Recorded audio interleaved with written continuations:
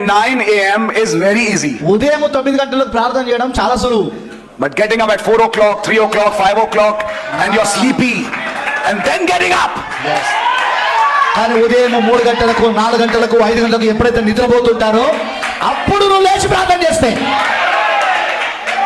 Try it. ఒకసారి ప్రయత్నించి చూడండి. I'm saying, try it. నేను చెప్తున్నాను, ప్రయత్నించి చూడండి. I invite you, try it. నేను మీకు ఆహ్వానం తెలియజేస్తున్నా, ప్రయత్నించండి. And those things which have never been answered in your life will come like this. Yes.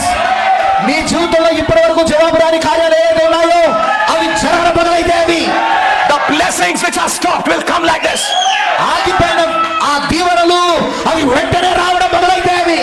And then don't pray alone.